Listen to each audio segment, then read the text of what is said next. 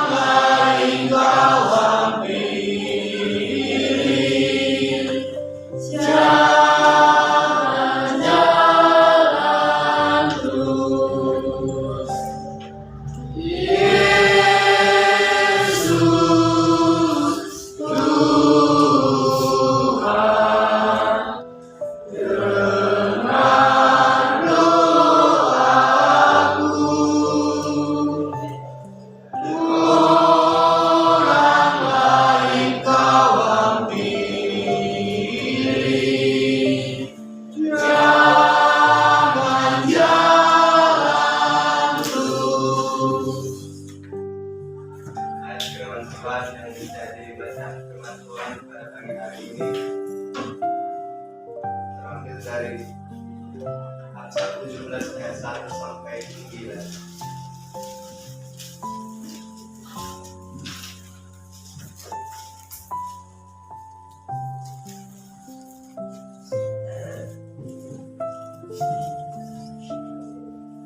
Kita baca secara responsorial. Saya membaca ayat yang ganjil, teman-teman sekalian membaca ayat yang genap.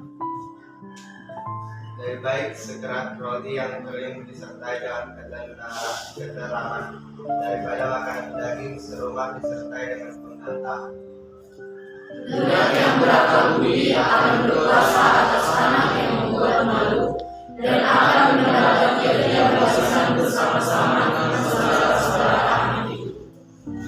Kuing adalah untuk melebur perak dan perapian untuk melebur emas, tetapi Tuhanlah yang menguji hati.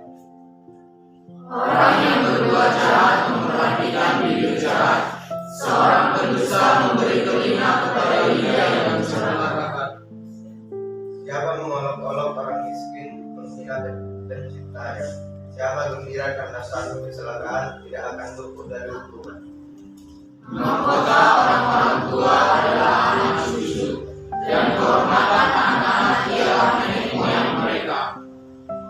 Orang bebal tidak layak mengucapkan kata-kata yang bagus, apalagi orang mulia mengucapkan kata-kata disana. Hadiah suapan adalah seperti musibah di mata yang memberinya, kemana juga yang melanggar muka, ia luput. Siapa menutupi pelanggaran mengejar kasih, tetapi siapa membantu bangkit perkara menceraikan sahabat yang karib. Demikianlah firman Tuhan. Mari kita bersatu dalam doa. Pikiran syukur kami panjatkan kehadiran berkasihan segala nama-Mu, sehingga kami masih dapat berkumpul di sini untuk melakukan kegiatan belajar mengajar kami.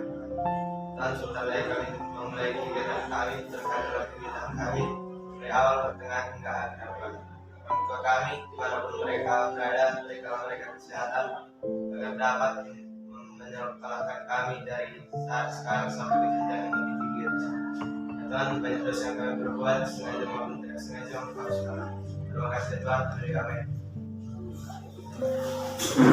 Ada yang tidak hadir?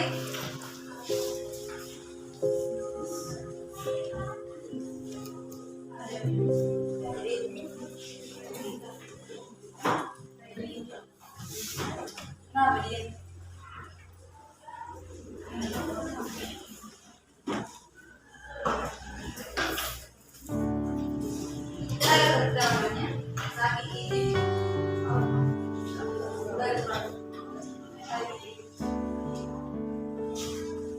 Oke, buku ibadahnya dikumpulkan.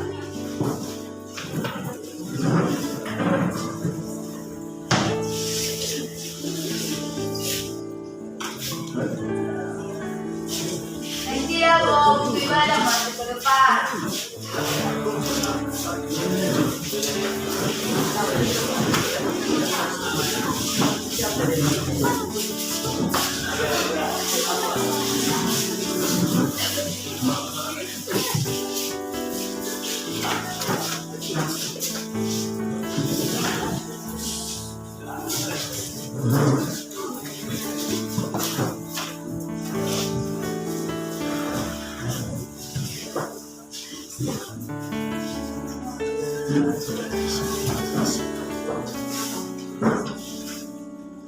Ini dirikan harus ditanyakan.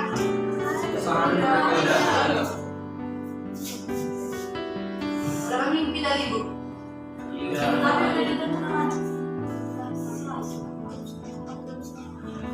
Ada yang hidup, ada yang sudah.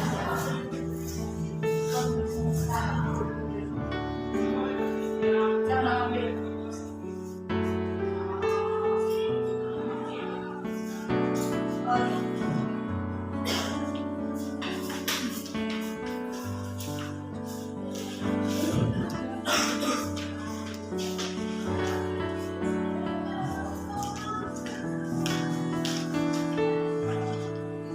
Ada kartunya.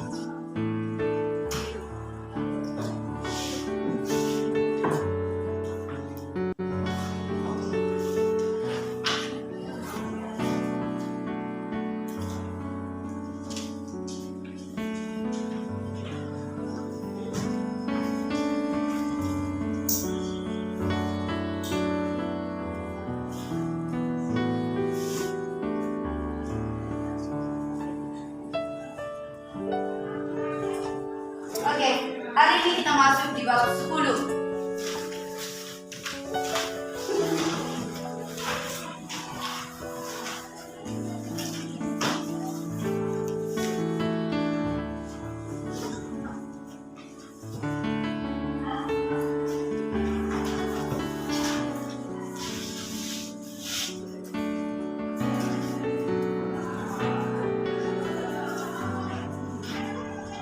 Kita sama-sama membacanya. Terlebih dahulu kita harus mengetahui apa itu pengertian dari majemuk. Siapa yang tahu sedikit memberikan penjelasan tentang majemuk? Majemuk adalah situasi di mana adanya keterbatasan atau keberagaman dalam satu kelompok. Keberagaman dalam suatu kelompok.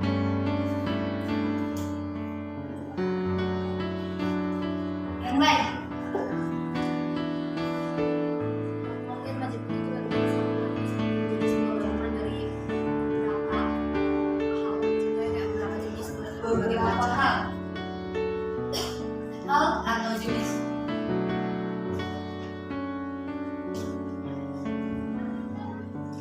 Oke, terima kasih. Majemuk adalah suatu hal yang terdiri dari beberapa bagian atau unsur yang berbeda namun saling berhubungan atau berinteraksi untuk membentuk suatu kesatuan dan keutuhan. Nah, kalau sudah berbicara tentang berinteraksi atau berhubungan, berarti tidak jauh dari kata sosial. Bersosial. Kita adalah makhluk sosial. Siapa yang bisa memberikan pendapat tentang arti dari sosial? Makhluk sosial. Tidak dapat hidup sendiri.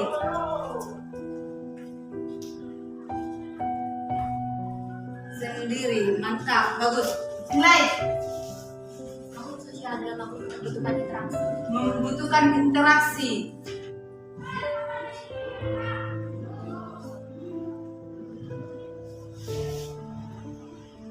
Ada lagi yang lain? Apa sih? Oke, mari kita buka di Kejadian 2 ayat 18. Kejadian 2 ayat 18.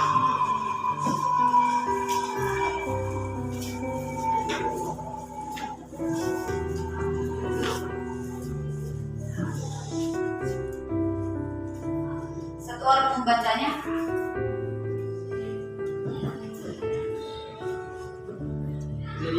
ayat 18. Tuhan Allah berfirman, tidak baik kalau manusia itu seorang diri saja.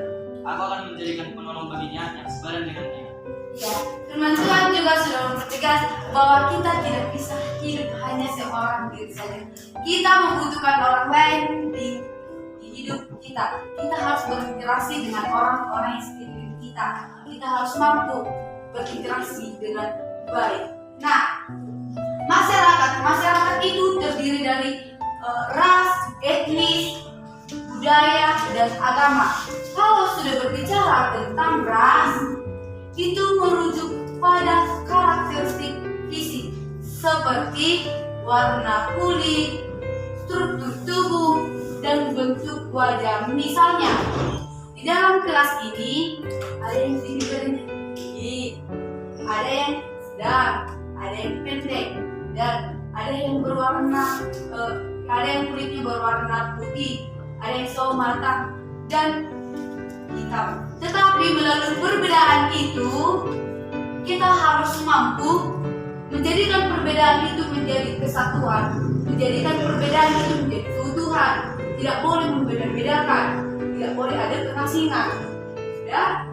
Nah, kalau sudah berbicara tentang etnis, itu merujuk pada budaya, bahasa, dan sejarah maupun tradisi. Nah, itu.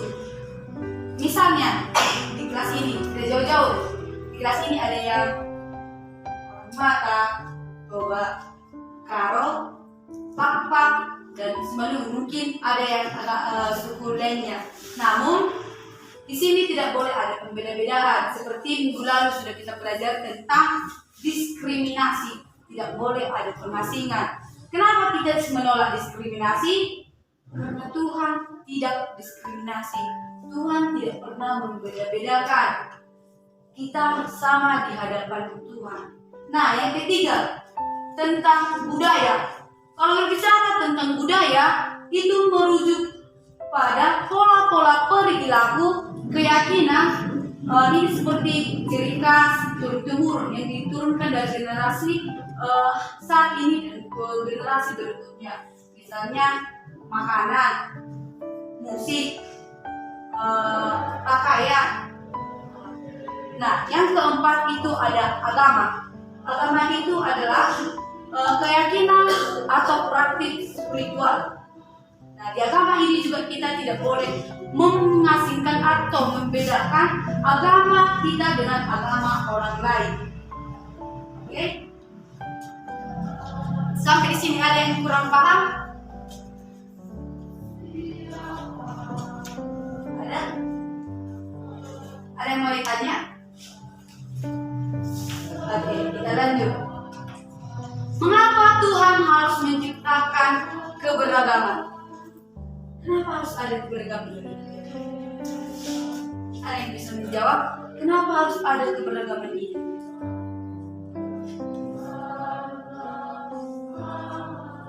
Oke, alasan Tuhan menciptakan keberagaman karena Tuhan ingin menunjukkan kemahakuasaannya dan kekayaannya. Sebenarnya versi Alkitab tidak jauh beda dari kata Bhinneka Tunggal Ika, yang artinya ya, Bhinneka Tunggal Ika dilambangkan dengan, ada yang tahu? Dengan rantai, yang dimana rantai itu harus berhubungan. Walaupun kita berada di tengah-tengah masyarakat yang penuh dengan perbedaan antara budaya, suku, ras, namun kita tetap menjalin persaudaraan, menjalin keutuhan, menjalin kesatuan antara kita dan yang lain. Oke, minggu lalu kita sudah membagikan tugas kelompok. Nunggak kan? Pengirannya di nunggak tau. Nah, belum persiapan dulu yang pertama maju.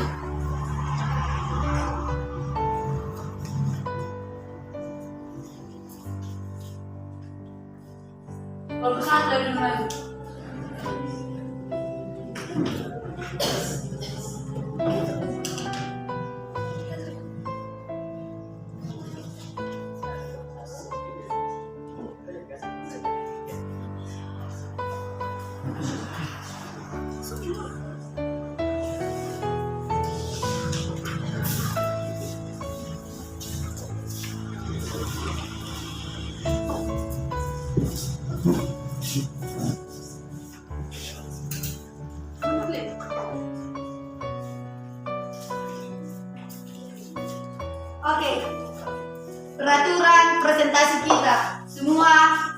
mendengar orang ini presentasi.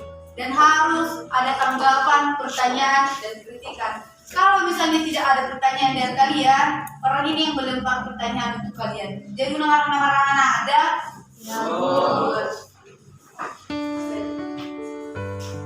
Teman-teman, di sini kami akan mempresentasikan hasil dari diskusi kami mengenai pengertian majemuk, pengertian keberagaman, perbedaan ras, etnis, budaya, dan agama, alasan mensyukuri adanya keberagaman, ras, etnis, budaya, dan agama, menyimpulkan dasar teologis untuk keberagaman, alasan membangun kepekaan terhadap keberagaman, menjelaskan hal-hal apa saja yang dapat dilakukan untuk menyikapi masyarakat majemuk, serta apa saja tantangan dalam mewujudkan hidup bersama dalam majemuk. Nah, yang pertama, pengertian majemuk. Majemuk dapat diartikan dengan keberagaman atau suatu masyarakat yang berada di dalam lingkup yang beragam, suku, agama, ras, dan lain sebagainya. Pengertian keberagaman. Keberagaman adalah kesatuan antara berbagai aspek yang berbeda. Dimana keberagaman adalah perbedaan-perbedaan yang ada dalam satu ruang lingkup tertentu. Contohnya, keberagaman suku, agama, atau sara. Ketiga, perbedaan ras, etnis, budaya, dan agama. Ras merupakan ciri-ciri fisik seperti warna kulit, etnis merupakan ciri budaya seperti bahasa, budaya merupakan adat istiadat atau kebiasaan, sedangkan agama merupakan kepercayaan atau keyakinan. 4. Alasan mensyukuri adanya keberagaman, ras, etnis, budaya, dan agama. Hal tersebut harus disyukuri karena dengan adanya keberagaman tersebut mendapat sebuah kesan menarik dan indah pada suatu ruang lingkup dan menghindari kemonotonan. Yang kelima, menyimpulkan dasar teologis untuk keberagaman serta pesan yang didapat dari cerita tersebut. Pada bagian yang dimana tak terpisahkan dari shalom yaitu kehidupan sempurna dan damai sejahtera serta kemakmuran. Pesan, kiranya manusia tidak menyalahgunakan keinginan, hawa nafsu, dan kehendak tiap-tiap manusia. 6. Alasan membangun kepekaan terhadap keberagaman agar tidak terjadinya perpecahan akibat keberagaman yang ada sehingga perlu membangun kepekaan. 7. Jelaskan hal-hal apa saja yang dapat dilakukan untuk menyikapi masyarakat majemuk, menghargai setiap perbedaan yang ada, tidak memaksakan pendapat, dan saling menghargai satu sama lain. 8. Apa saja tantangan dalam mewujudkan hidup bersama dalam kehidupan? Pertama, adanya perbedaan pendapat. Kedua, adanya perbedaan kebiasaan.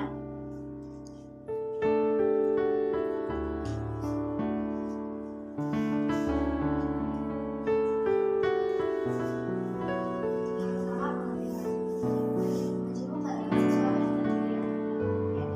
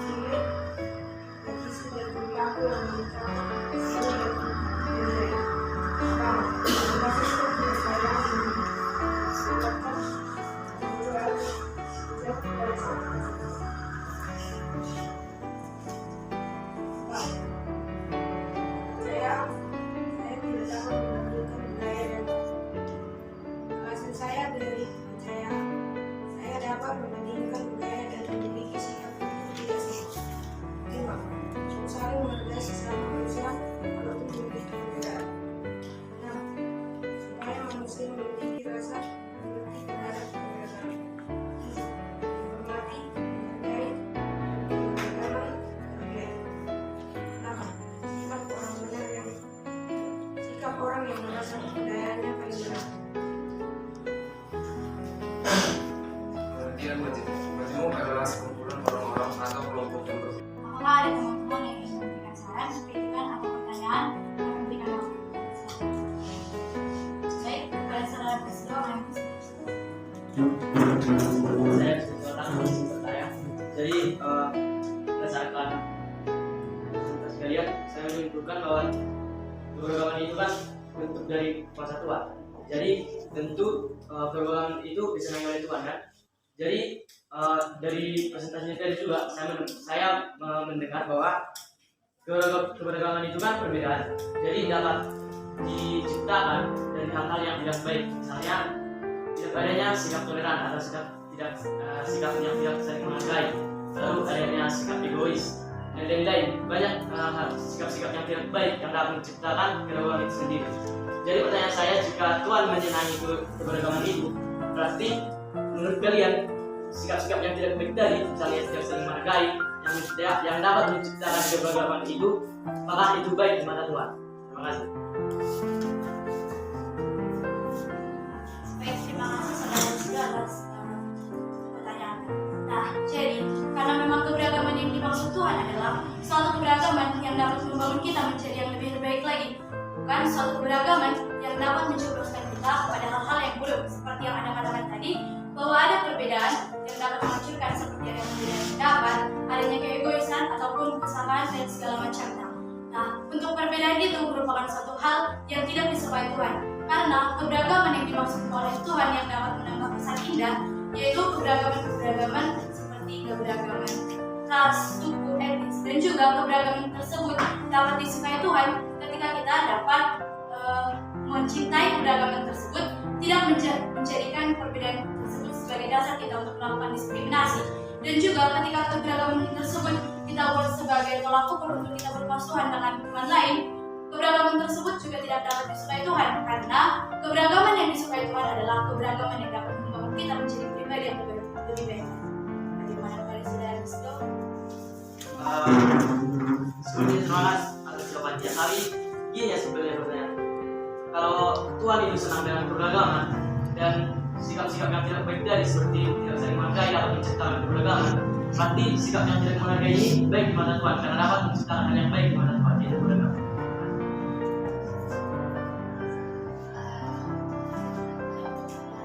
Jadi di sini kata-kata yang tertulis bahwa bersama-sama dalam menciptakan kami dari yang tidak ada menjadi ada. Dari sana Tuhan yang pertama-tama memisahkan itulah menciptakan sesuatu seperti lautan, daratan, binatang, dan juga udara. Ini udara Tuhan menciptakan juga manusia yang baik dan dari masa awal itu menciptakan Tuhan telah menciptakan keberagaman. Keberagaman itu bisa kita lihat dari masa penciptaan tersebut. Tetapi lama-kelamaan oleh karena Tuhan yang dapat kita nikmati dan berkat-berkat selainnya, manusia jatuh ke dalam dosa. Dosa ini menyebabkan manusia menjadi jauh dari Tuhan. Itulah yang menyebabkan manusia dapat egois, berbeda pendapat, bahkan dapat menjadi diskriminasi karena dosa yang telah menimpa dari manusia. Tuhan memberikan banyak perumpamaan tentang hal-hal baik yang dapat kita pelajari. Dari setiap kitab, kejadian-kejadian yang kami di Samaria, mereka berbeda dengan bangsa Yehuda, tetapi Tuhan memberikan contoh seperti ketika Tuhan menuju ke sana, Tuhan melihat soal kehidupan Samaria.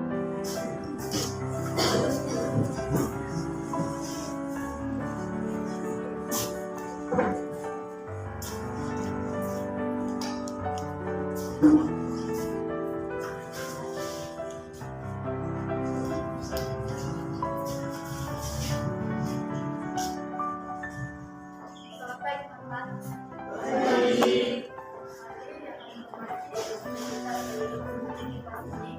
Di sini kami dari pemerintah akan membacakan hasil diskusi kami mengenai pengertian budaya itu, rekaman ras etnis budaya agama, ras etnis budaya agama, ras etnis budaya agama, dasar teori keberagaman,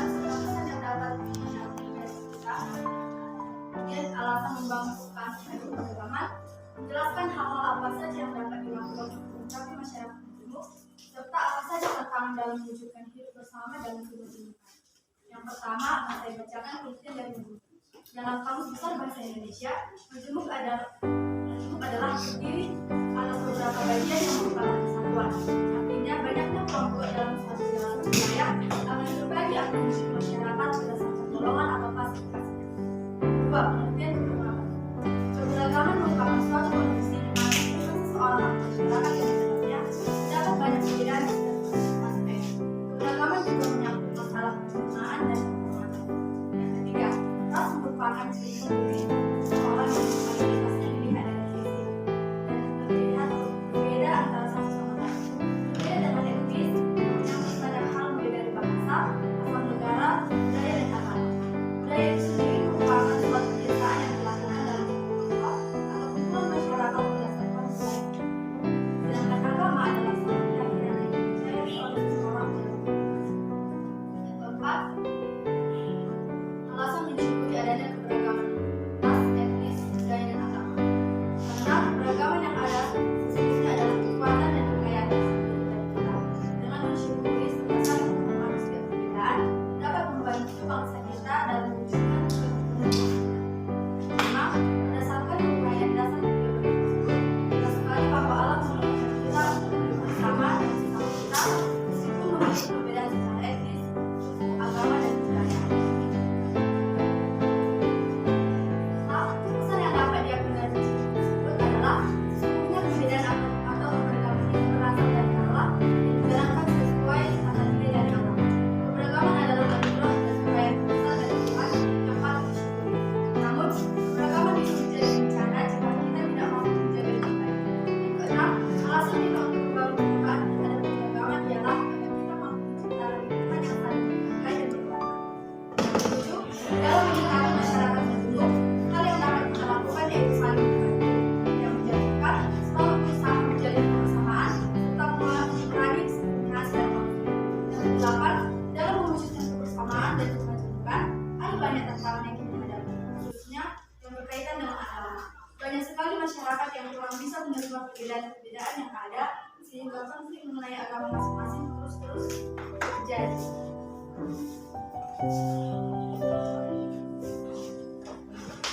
Pertama, pengertian majemuk. Majemuk adalah kondisi di mana terdapat suatu kelompok yang dapat berbeda tersebut. Kedua, keberagaman. Keberagaman adalah suatu kondisi dalam masyarakat yang memiliki perbedaan. Ketiga, perbedaan ras, etnis, budaya, dan agama. Pertama, ras dan faktor. Yang pertama, ras mengarah pada sistem klasifikasi, etnis mengarah pada kesatuan sosial yang dibedakan dari suku lain, budaya mengarah kepada kebiasaan sebuah kelompok, dan agama mengarah pada kepercayaan.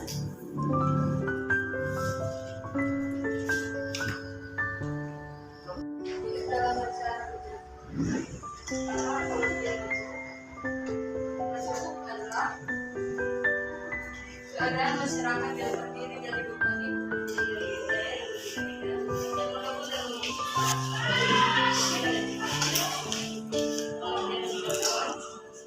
adalah suatu kondisi yang berdasar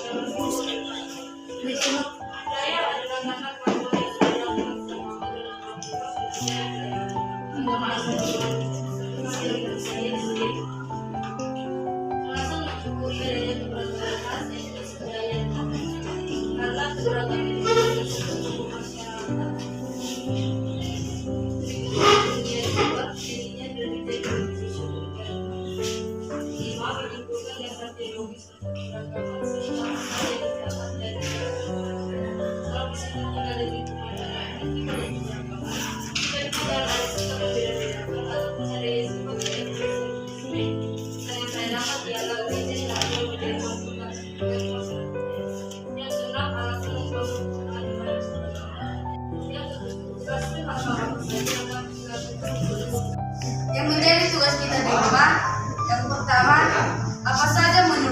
adalah tantangan terbesar yang dihadapi Nabi Yeremia. Apa saja menurut Anda tantangan terbesar yang dihadapi Nabi Yeremia? Dalam konteks ini, dalam story Nomor 2, bagaimana Yeremia sama dengan 2x tambah tetap setia kepada Allah 2x sama dengan 6. meskipun mengalami banyak kesulitan? Ya, sama dengan Nomor 3, apa pesan yang penting dari Nabi Yeremia bagi kita di masa kini? Nomor 4, bagaimana kita dapat menerapkan pelajaran dari kisah Nabi Yeremia dalam kehidupan kita sendiri?